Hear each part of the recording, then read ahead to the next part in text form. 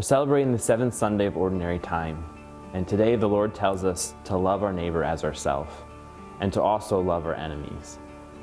This is challenging in today's world, but oftentimes we tend to think of enemies almost like we did almost when we were little kids, as far as we have our enemies on the playground. And most of us think, well, I'm an adult, I don't really have any enemies. But when we really reflect on our life, when we look at our situation, whether with our jobs or our family members or those whom we live with or whomever, we might realize that those people who get on our nerves, those people who annoy us, those people who try to take control in different situations, that at times we can react to them as if they are our enemies.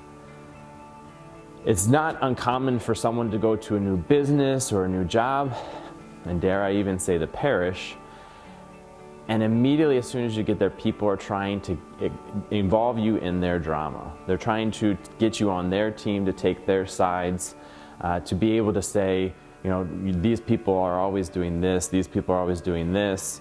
You have to feel the same way that I do about them, so let me tell you everything that they've done wrong. And for us, what we sometimes need to do is just say, listen, mama, I don't want any drama. I just want to love one another. Or, listen, dude, I don't need the dude. We just need to love one another. And these are ways that we can really step back and say, what is most important is to love one another, to pray for those who persecute us, but also to pray for those who annoy us. When John the Apostle was in Ephesus, he kept saying, little children, love one another. And people would ask him, what did our Lord say? What did our Lord say? And he'd always respond with the same phrase in his old elderly age, little children, love one another. So in this command to love one another, we should take no revenge and cherish no grudge against anyone.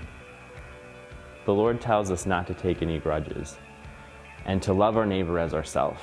And one way that we can do this, and to pray for those who persecute us or those who are our enemies, one way we can do this is that when we do sense that somebody is annoying us and we want to get involved, to pray for that person. And by doing this, we're exemplifying the love of Christ. We're showing what it means to truly be patient with our neighbor and to be patient with our enemy, as Christ was patient with us while we were still enemies, and how he emptied himself for love of us on the cross, and how we are meant to do the same for love of one another.